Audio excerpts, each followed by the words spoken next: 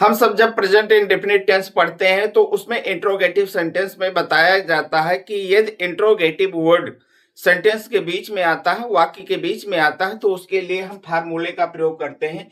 English of question word plus में helping verb. Helping verb क्या लगती है प्रेजेंट इंडेफिनिट टेंस में? डू या डज लगती है। इसके बाद में हम सब्जेक्ट लिखते हैं, इसके बाद में मेन वर्ब की फर्स्ट फॉर्म लिखते हैं और फिर क्या लिखते हैं? ऑब्जेक्ट, लास्ट में क्वेश्चन मार्क लगा देते हैं। लेकिन यदि इंट्रोगेटिव वर्ड कौन आ जाए तो हम उसके लिए क्या करते हैं, आइए जानते हैं। जब किसी सेंटेंस में इंट्रोगेटिव वर्ड कौन आ जाता है तो कौन हमारा क्या बन जाता है? सब्जेक्ट बन जाता है। आइए अफर्मेटिव सेंटेंस के लिए देखते हैं। अफर्मेटिव इंट्रोगेटिव सेंटेंस में हम देखते हैं कि अगर कौन का प्रयोग होता है तो हम कैसे सेंटेंस को बनाते हैं। जैसे हमने यहां पर लिखा, तुम्हें हिंदी कौन पढ़ाता है? तुम्हें हिंदी कौन पढ़ाता है?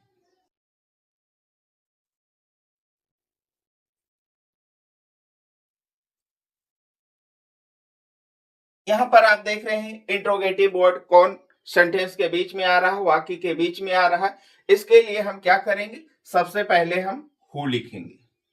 हु के बाद में हम मेन वर्ब की फर्स्ट फॉर्म लिखेंगे और उसके साथ में हम यस या ईएस को हम जोड़ देंगे। फिर इसके बाद में हम ऑब्जेक्ट लिखेंगे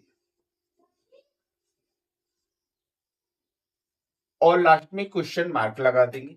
आइए इसको हम ट्रांसलेट कर लेते हैं। जैसा हमने आपको बताया कि हु का प्रयोग सब्जेक्ट के स्थान में पर हो रहा है, तो यहां हमारा क्या हो जाएगा? हु। यहां पर मेन वर्ब क्या है? पढ़ाने की। पढ़ाने की अंग्रेजी क्या होती है? टीच होती है। हमने टीच लिख दिया।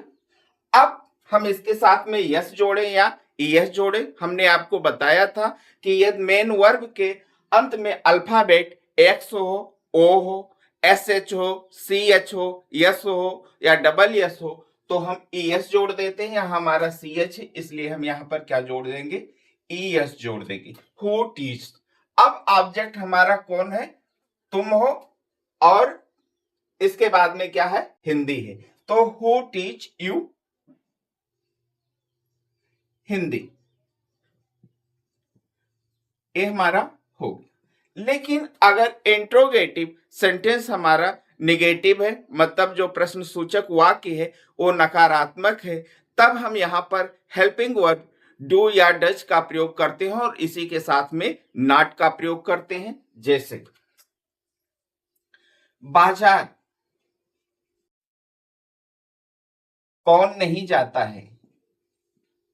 कौन नहीं जाता है? इसके लिए हम फार्मूला लगाएंगे हु, फिर प्लस में डू या डज, किसके अकॉर्डिंग? सब्जेक्ट के अनुसार। फिर नॉट जोड़ेंगे। फिर हम मेन वर्ब की फर्स्ट फॉर्म लिखेंगे और फिर हम क्या करेंगे? ऑब्जेक्ट लिख देंगे और लास्ट में क्वेश्चन मार्क लगा देंगे। आइए इसके अकॉर्डिंग, इस फार्मूला के अकॉर्डिंग इस सेंटेंस को हम इंग्लिश में कन्वर्ट करते हैं। सबसे पहले हम हु लिख देंगे। अब देखेंगे डू लगेगा या डज लगेगा। इसके लिए हमको पहचानने के लिए सब्जेक्ट सिंगुलर है या प्लूरल है। आइए लास्ट में हम देखते हैं क्या लगा हुआ है। है किसके लिए प्रयोग किया जाता है? सिंगुलर सब्जेक्ट के लिए प्रयोग किया जाता है। तो हम यहां पर क्या लगा देंगे? डज, जैसा हम पहले से करते आए हैं। सिंगुलर सब्जेक्ट के साथ helping verb present indefinite tense में डज का प्रयोग करते हैं। Who does not. Main verb क्या हो रही है? जाने की हो रही है। तो who does not go to. कहां जा रहा है? मार्केट को जा रहा है। तो हम लिख देंगे टू द मार्केट। आइए हम प्लूरल के लिए भी देख लेते हैं। अगर सब्जेक्ट हमारा प्लूरल हो तो हम कैसे करेंगे? जैसे मैदान में कौन नहीं खेलते हैं। यहां हमने क्या लगाया, है लगाया। यहां आप देख रहे हैं है लिखा हुआ है, इसका मतलब कि यहां सब्जेक्ट क्या होगा, प्लूरल होगा। तो हम यहां लिखेंगे हु डू नॉट प्ले। कहां खेल रहा है, मैदान में, तो in the ground, in the ground.